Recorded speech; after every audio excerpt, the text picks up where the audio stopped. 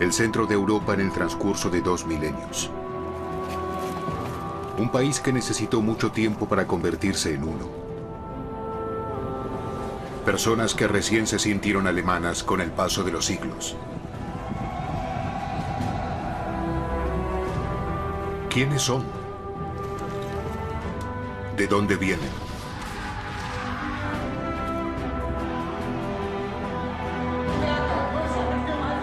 Preguntas a una historia alemana de 1000 años.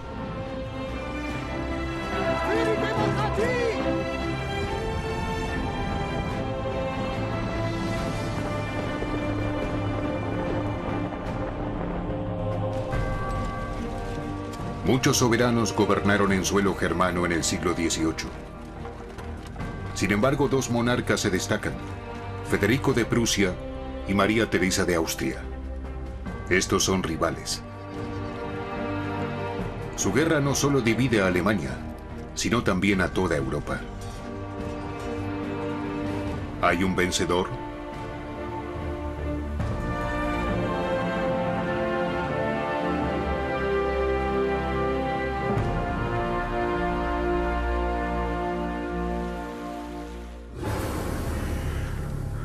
¡Qué frío hace aquí! En la frontera entre Brandeburgo y Silesia, en el invierno de 1740, nadie se imagina lo que está por suceder. ¡El rey prusiano! Un ataque que cambiará al mundo. En una época en la que ya nadie está en guerra, el rey prusiano Federico II invade Silesia, que pertenece a Austria, sin previo aviso. Mi juventud me incitó a ello, se justificó más tarde el prusiano. Y también el deseo de fama.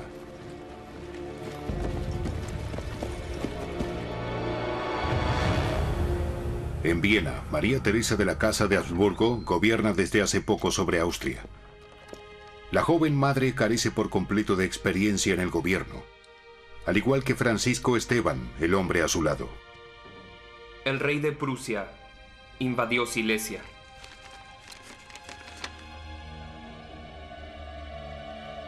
¿Cómo se atreve?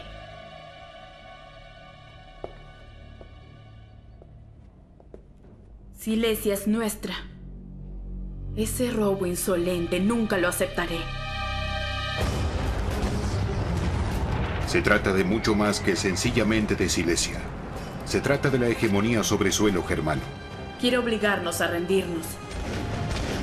Brandeburgo, Prusia, se convertiría en una importante potencia. A expensas de Austria, eso es lo que el rey quiere. Y se encuentra con una adversaria a quien subestima demasiado. Y que se defenderá a cualquier precio. Esto significa una guerra. Una guerra europea que Federico ya no tiene bajo control. Mañana a esta hora habremos batido al enemigo, o nunca volveremos a vernos.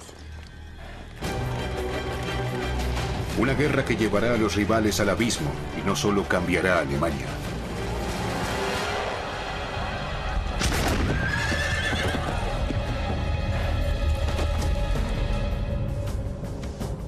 Desde hace 300 años, los Habsburgo han sido la potencia más importante en el Sacro Imperio Romano Germánico. A diferencia de los reyes de la dinastía Hohenzollern, con su reino de parches y retazos, como entonces se decía, ambas potencias tienen territorios dentro y fuera del imperio. Brandeburgo, Prusia, es un país más bien pobre. Bosques profundos, pantanos interminables y suelo arenoso. Unas 2 millones de personas viven aquí al nacer Federico en 1712.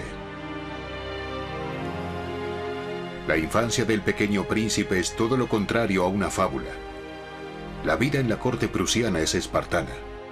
Ya a los 3 años, Federico debe someterse a un estricto mando, el de su padre, que hace honor a su reputación de rey soldado también en la familia y no tolera ninguna contradicción. ¡Hombre impío! ¿Te atreves a contradecirme? ¡Francisco! Él era indisciplinado, colérico y sencillamente de mal comportamiento. Y descuidado en muchas cosas, especialmente en cuanto a su hijo. El hijo es un esteta, con una afición por las formas antiguas y la literatura francesa. Pero así no se levanta ningún estado, dice su autoritario padre. Quiere fortalecer Brandeburgo-Prusia con un ejército poderoso y un tesoro público completo. Este no es el mundo de Federico. Aún no. A los 18 años el príncipe heredero quiere huir en vano. Su padre hace que lo detengan y lo lleven a la fortaleza de Kustrin, porque para el rey soldado el intento de fuga de su hijo es deserción, y se castiga con la pena de muerte. ¿Será ejecutado por su propio padre? En su lugar debe morir otro. Hans Hermann Käthe, amigo de la juventud de Federico. Como sabía de los planes de fuga del príncipe heredero, es condenado a muerte.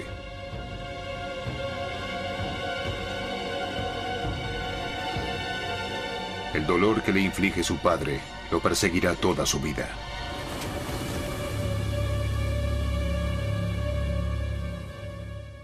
Es evidente que quería llevarlo al borde de una catástrofe personal, con la ejecución de Käthe, que el heredero al trono también tuvo que presenciar. Eso prácticamente lo mató. La noticia del tribunal penal llega hasta la corte de Viena. El emperador de los Habsburgo es el padrino de Federico. Él quiere intervenir y le envía una petición al rey prusiano. Él debería perdonar a su hijo, algo que también sucederá más tarde. A diferencia del rey soldado, Carlos VI es un padre amoroso. Siente un cariño especial por su hija, María Teresa, aunque ella sea solo una muchacha. María Teresa era muy inteligente. Ya en su juventud había aprendido muchos idiomas y era una niña muy alegre, todo lo contrario a Federico. La familia imperial lleva una vida prácticamente burguesa, a puertas cerradas. Una infancia sin preocupaciones. Sin embargo, hay un problema. María Teresa no tiene hermano. ¿Quién sucedería al emperador Carlos VI? María Teresa creció libremente. Siempre pensó, bueno, soy una muchacha. De todos modos, no voy a acceder al trono. ¿Qué puedo hacer? Sucede algo distinto a lo esperado. Se aprueba una ley que le asegura la sucesión a la hija del emperador en Austria y Bohemia. La llaman la pragmática sanción.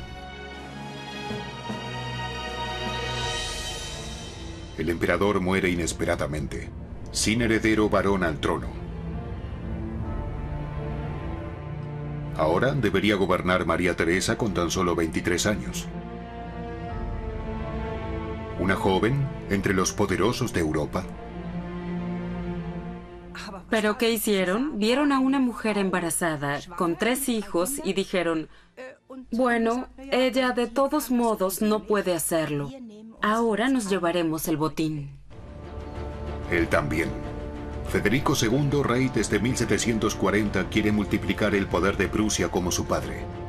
El esteta se convierte en conquistador. Los Habsburgo disponen de muchos territorios en Europa Central, desde el sur de los Países Bajos hasta los Balcanes. Príncipes vecinos hacen valer sus derechos.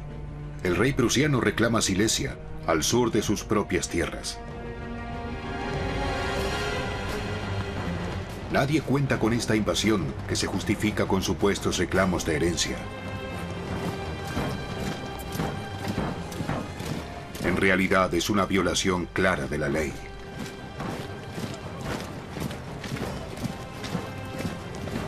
Al principio, María Teresa no tiene nada que oponer. Para Federico fue un botín fácil, pero de un gran valor. Vamos. Porque Silesia, con el Oder como arteria principal, no solo es importante estratégicamente, también es una provincia rica con una próspera economía.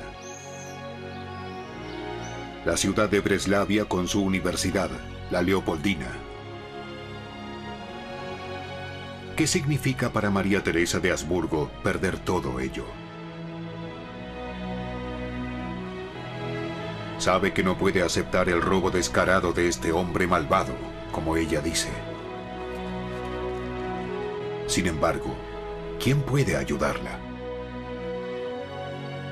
Ella dijo, tengo esta tarea y haré lo que sea para cumplirla. Y entonces vio la salida en Hungría. María Teresa busca la ayuda de los húngaros, cuya corona aporta dinero y tropas.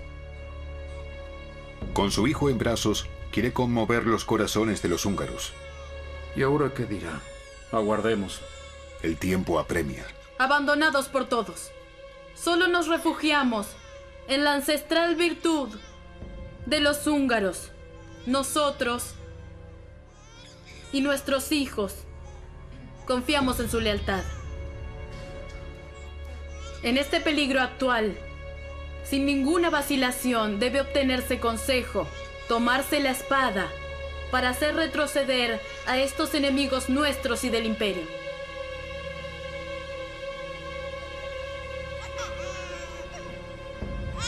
¿Se dejará cautivar la nobleza húngara por los halagos? Lo hace.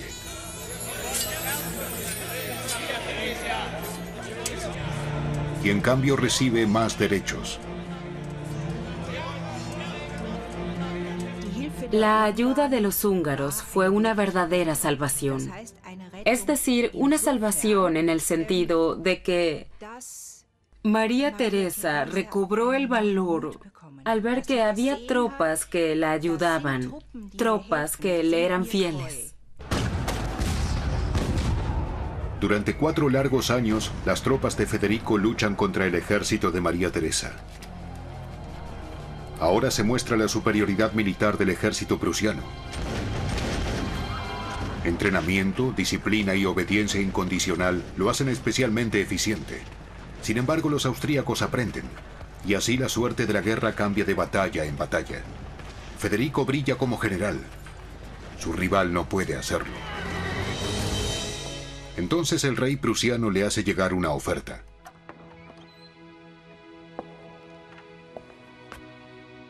Nuestros hijos te echan de menos. La oferta de Federico también le atañe a su esposo, Francisco Esteban. Podría convertirse en el emperador del Sacro Imperio Romano Germánico si a cambio María Teresa renuncia a Silesia.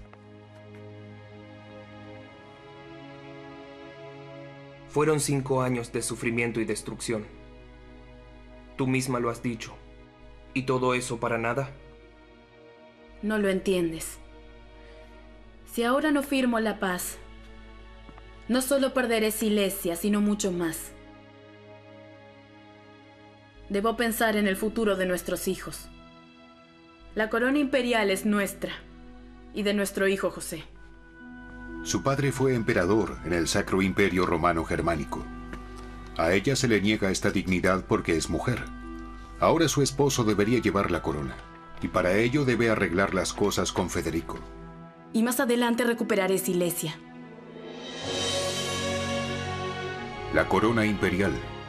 Quien la porta debe buscar justicia y paz en el imperio. Francisco Esteban la recibe. Sin embargo, su esposa es la emperatriz oculta. Era muy típico de María Teresa no acompañar a su esposo, a quien amaba de corazón, en la coronación. Es decir, no arrodillarse a su lado. Lo dejó completamente solo. Estaba entre los espectadores y lo aclamó y se alegró, pero demostró muy claramente: yo no soy la mujer del emperador. Eso no me importa en absoluto, sino que yo soy la soberana. Federico II también es ovacionado, porque Prusia ahora está camino a ser una gran potencia. Incluso en otras partes del imperio, el rey es celebrado como Federico el Grande. Sin embargo, la guerra lo ha marcado y ha reclamado muchas víctimas. Ahora también debe crecer su capital. Quiere completar lo que sus antepasados comenzaron, Federico sueña con una Atenas a orillas del Spree, en tierras de Brandeburgo. Cuando ascendió al trono vivían aquí 100.000 personas. Berlín es una ciudad de inmigrantes, partiendo por los 7.000 hugonotes, refugiados protestantes de Francia, que han encontrado aquí un nuevo hogar. Aquí todos deberían ser felices a su manera, dice el rey. E incluso habla de hacer construir una mezquita. La ciudad es cosmopolita. La Academia de Ciencias, la primera en suelo alemán, tiene su sede en Berlín. Bajo el rey prusiano, esta ciudad experimenta un florecimiento cultural y económico.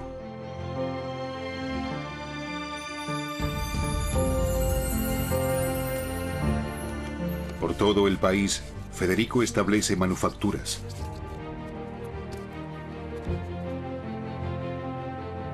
En ellas trabajan cientos de personas, también mujeres. Nadie debería estar inactivo. De vez en cuando el monarca comprueba esto por sí mismo. Siente un interés especial por la manufactura real de porcelana, KPM por sus siglas en alemán, ya que garantiza considerables ganancias. El oro blanco encuentra muchos aficionados.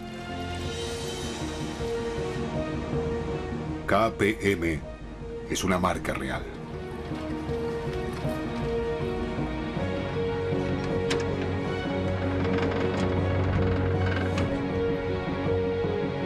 Para Federico, la gran ciudad pronto se vuelve demasiado turbulenta. Quiere gobernar y filosofar sin perturbaciones.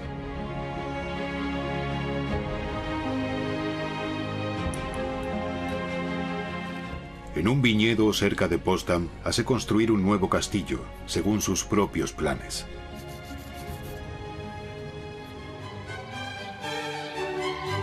Sanssouci. Su nombre es una declaración de intenciones.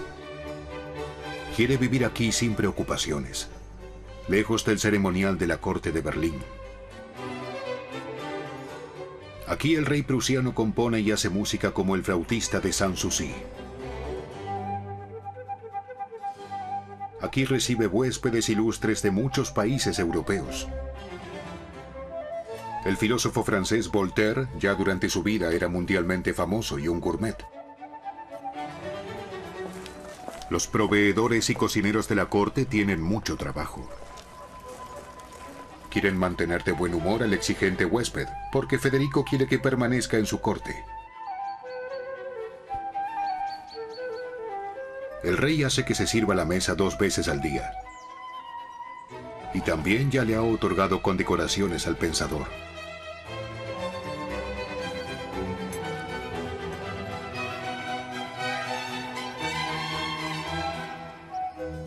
Doce chefs de Francia, Italia, Rusia, Inglaterra y de tierras alemanas deberían crear todas las exquisiteces.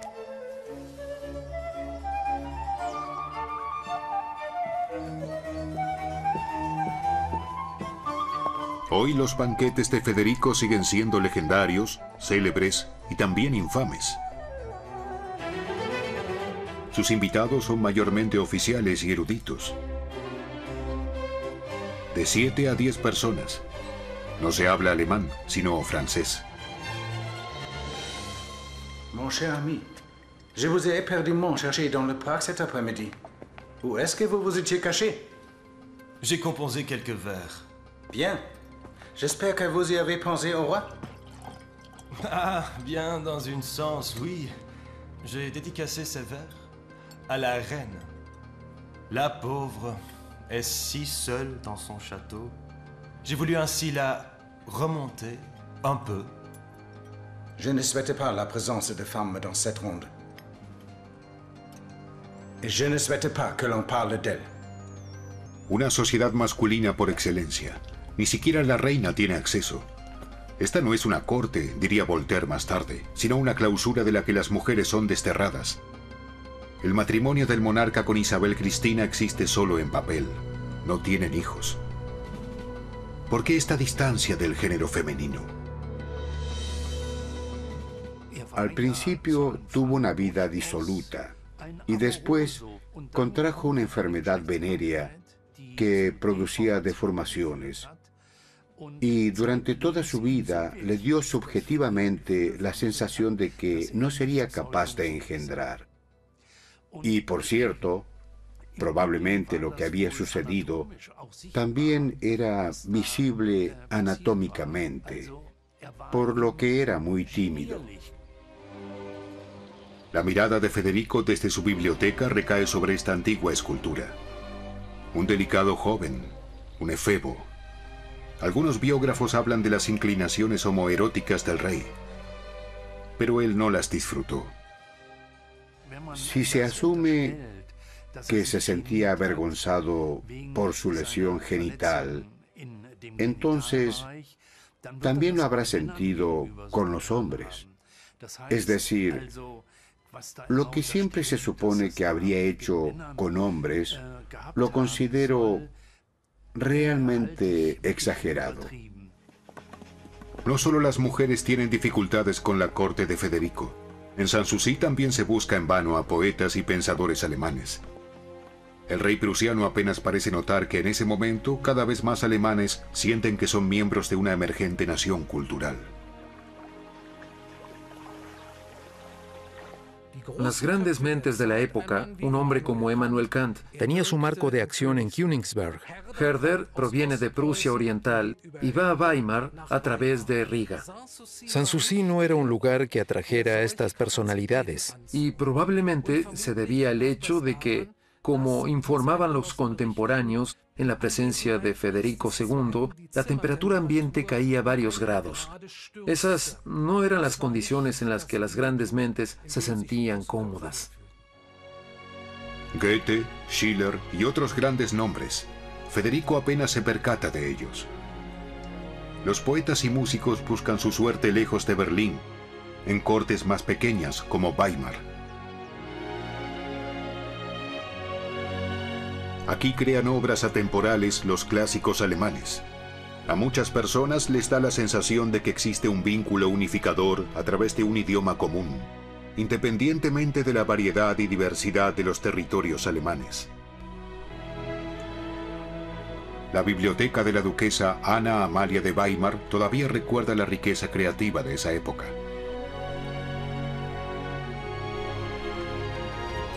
A él no le preocupa ni el imperio ni la cultura alemana.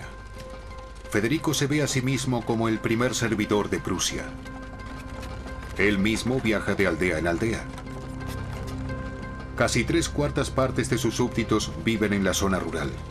Federico alivia en sus propiedades reales las dificultades de la servidumbre campesina. Sin embargo, en el resto de Prusia todo sigue igual.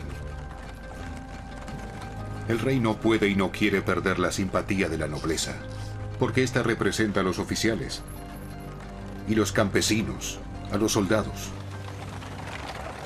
Como la escolarización aún no es obligatoria, el rey quiere que los futuros reclutas al menos aprendan algo. ¿Por qué no están en la escuela? Su Majestad, en nuestra aldea no hay escuela.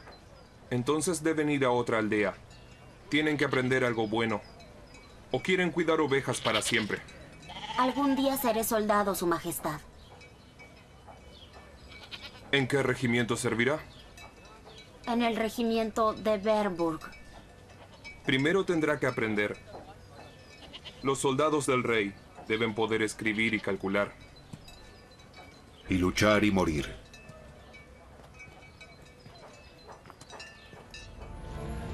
La rival de Federico, María Teresa, tampoco está inactiva todos estos años. Como Hofburg es demasiado sombrío para ella, hace ampliar la residencia de verano Schönbrunn a las puertas de Viena. El nuevo castillo tiene unas dimensiones impresionantes. Recuerda la corte del Rey Sol en Versalles.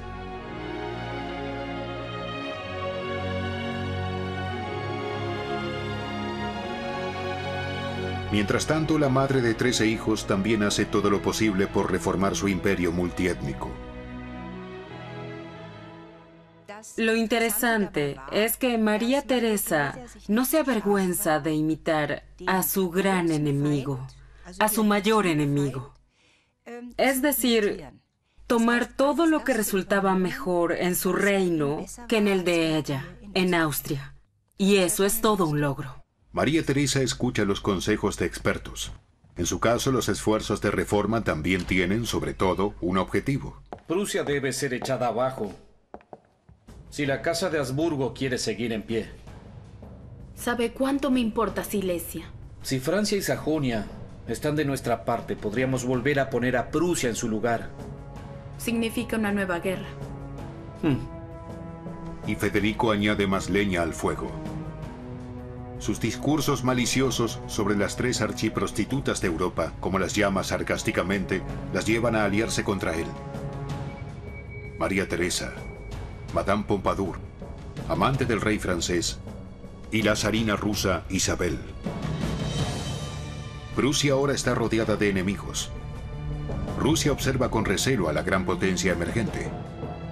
Una alianza entre Austria, Francia, Sajonia y Rusia sella el pacto contra Prusia. Solo Inglaterra está de su lado. Los ingleses libran al mismo tiempo una guerra contra Francia por la hegemonía sobre América del Norte y la India. Apoyan a Prusia para debilitar a los franceses en la lucha por las colonias. Por lo tanto, el conflicto en suelo alemán también está determinado por la política mundial. Federico debe actuar si quiere adelantarse a sus enemigos. Primero ataca a los sajones. Otro ataque sin declaración de guerra. Sin embargo, es solo el comienzo de una guerra de 7 años. Una y otra vez el rey interviene en las batallas, arriesgando su vida. Sin embargo, ¿cuánto tiempo resistirán sus tropas en vista de la superioridad?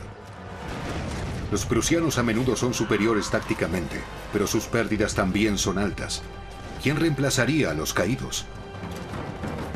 El reclutamiento prusiano incluye cada vez a más niños de las zonas rurales. Son los primeros pasos hacia un servicio militar obligatorio.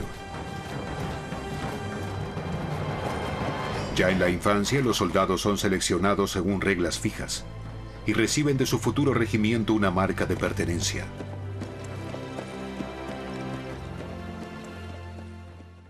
También se reclutan soldados en el extranjero, algo que podía hacerse con la ayuda de engaños, violencia y grandes cantidades de alcohol. No todos los que se presentan son reclutados. Deben cumplirse ciertas condiciones. En el archivo estatal de Münster hay referencias a la práctica del reclutamiento prusiana. Por ejemplo, una simple cinta métrica. Los soldados debían tener una altura mínima. 1,69 m en la época de Federico el Grande. ¡Ponte erguido! Las mediciones se realizan todos los años. Algunos reclutas tienen tan solo 16 años. La dentadura es de interés militar. ¡El próximo! Porque solo aquellos que tienen buenos dientes podrán romper los cartuchos de pólvora. Solo 1 de cada 7 se considera apto.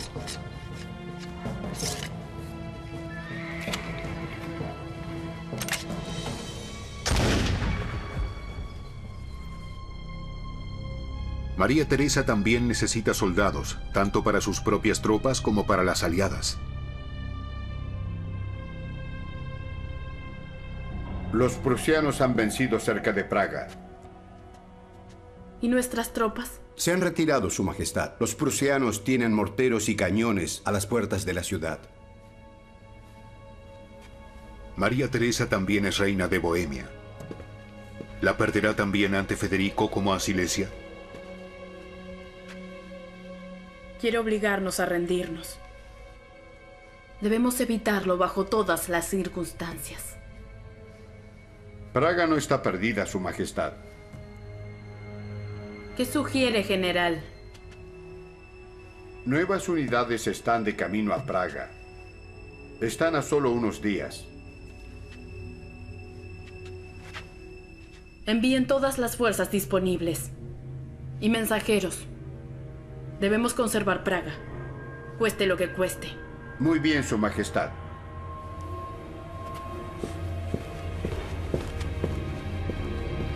Después de algunos combates sin un claro vencedor, están ante una batalla decisiva, cerca de Leuthen. Por primera vez, Federico se dirige a sus generales en alemán. Caballeros, les he hecho venir aquí para agradecerles el servicio fiel que han prestado a su patria y a mí. Confiando en su valentía y experiencia, tracé la estrategia para la batalla que debo librar y libraré mañana. Contra todas las reglas de las artes, atacaré a un enemigo que es el doble de fuerte y estará más alto. Pero debo hacerlo, o todo está perdido. Si alguno de ustedes no piensa así y puede irse ahora, se lo permitiré, sin ningún reproche.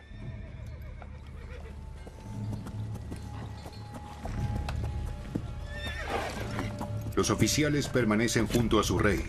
Federico no espera otra cosa.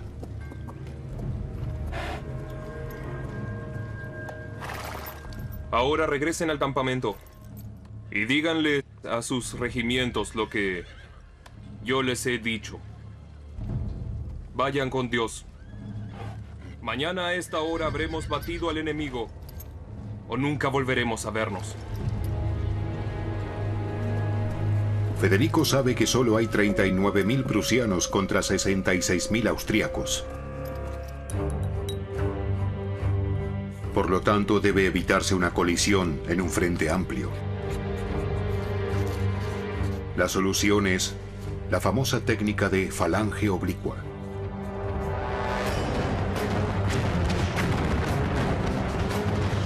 Hay que arrastrar y matar a las tropas enemigas del ala derecha hasta que el frente ceda.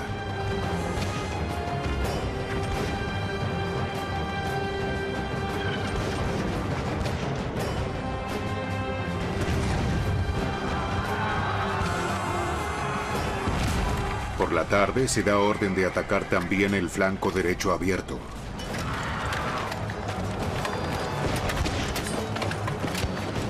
Esta es la clave de la victoria. Ni siquiera el rey podría haber contado con esto. Desde esta batalla, Federico es considerado el general más brillante de su tiempo. Leuthen se convierte en un mito de la historia prusiana y alemana. Y Federico en una leyenda, incluso entre sus propios soldados.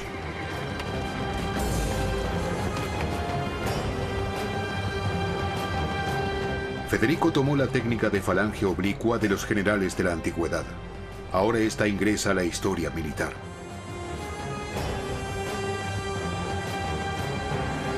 El viejo Fritz, como pronto se lo llamará, se convierte en un ejemplo, incluso para un autoproclamado mayor general de todos los tiempos.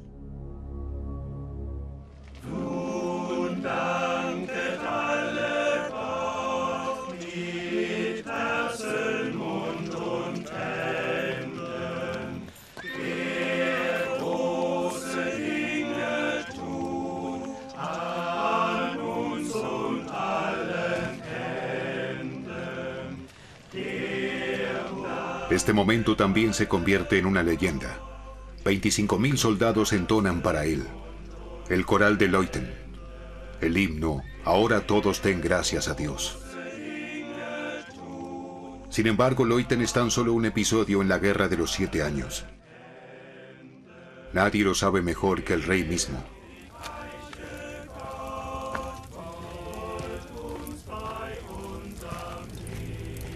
No puede desprenderse de los fantasmas que alguna vez llamó. Ha ganado una batalla, pero no la guerra. Un extraño documento, el diario de un mercenario suizo, nos da una idea de la vida cotidiana del ejército prusiano durante la guerra.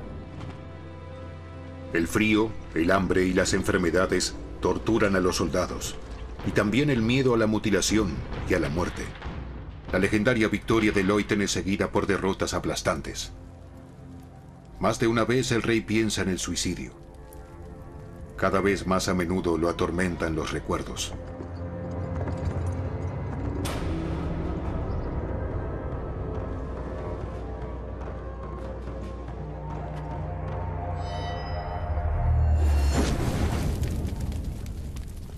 Estaba soñando, Majestad. Debería descansar. Mañana por la mañana... Eso tampoco ayudará. La suerte ya me abandonó. Debí haberlo sabido. Dicen que la fortuna es una mujer, y no soy un amante. Austríacos, rusos y franceses empujan a Federico al abismo. Se da cuenta de que en esta guerra no habrá vencedor, solo víctimas. Cada vez más soldados desertan. Y ni siquiera los castigos más crueles pueden evitar que haya cada vez menos disciplina en ambos lados. Federico II mismo escribió que el soldado prusiano debería temer más a su oficial que al enemigo. Esta declaración confirmada de Federico II arroja luz sobre la práctica disciplinaria. Es un día que Federico nunca olvidará. Cerca de Kunersdorf, al este de Frankfurt del Oder, enfrenta la superioridad de los austríacos y rusos. Una vez más, sigue una matanza infernal. El rey, como muy a menudo, se encuentra en la línea de fuego. Esta vez le acierta un disparo.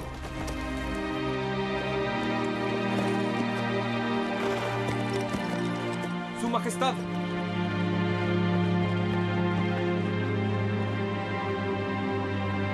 ¿Es este el final de Federico y todos los sueños prusianos de ser una gran potencia? ¡Fuera!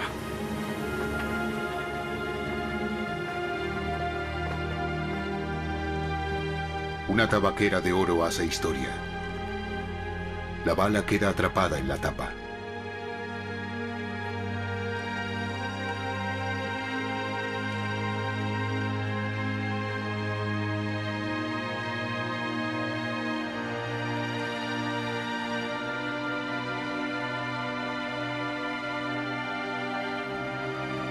Después del desastre de Kunersdorf, Federico quiere darse por vencido, poner fin a su vida.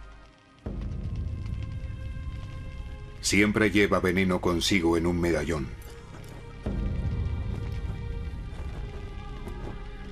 A un ministro en Berlín le escribe: Mi desgracia es que aún estoy vivo. De 48.000 hombres, no me quedan ni 3.000 ahora cuando escribo esto.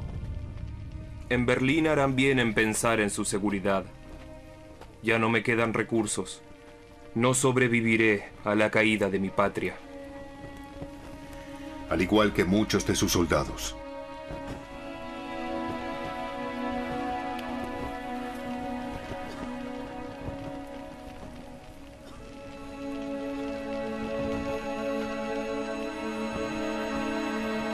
La salvación llega inesperadamente.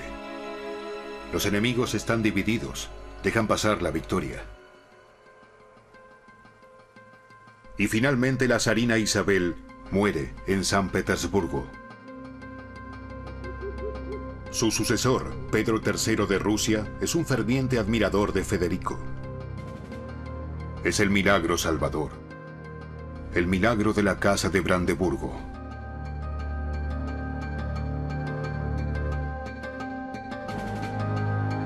María Teresa pierde a su aliado más importante. Rusia firma la paz con Prusia. Inglaterra derrota a Francia en Norteamérica y es ahora la potencia marítima y colonial número 1. Pierde su interés en el escenario bélico alemán. Francia también se retira. Al final, Prusia se beneficia. La Guerra de los 7 años no fue una guerra total. Eso es lo que la hace tan específica. Pero el verdadero milagro es que el hecho de que este Estado, que era cualquier otra cosa menos que un gran Estado, pudo imponerse respecto a una situación europea y una coalición, y esto por más de 7 años. La paz de Hubert-Tussburg en 1763 da fin a la Guerra de los 7 años. Una paz entre Austria y Prusia sin ganancias apreciables de tierras para ninguna de las partes. Silesia sigue siendo prusiana. Es mejor una paz mediocre que una guerra gloriosa. Es el lema de la soberana de la Casa de Habsburgo, que firma con mano temblorosa.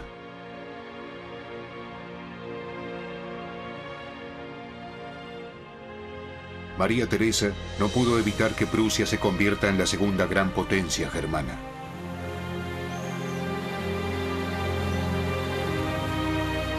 Nunca conoció a su archienemigo Federico, quien aún así se impuso con todas sus fuerzas.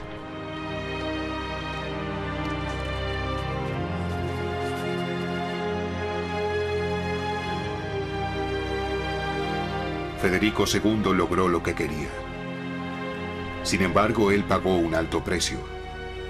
La guerra que desencadenó se cobró 400.000 vidas solo en Brandeburgo, Prusia.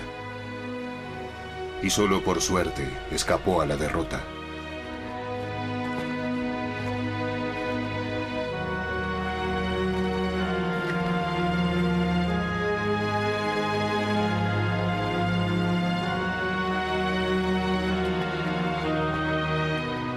Cuando María Teresa muere en 1780, Federico escribe: Libré guerras contra ella, pero nunca fui su enemigo.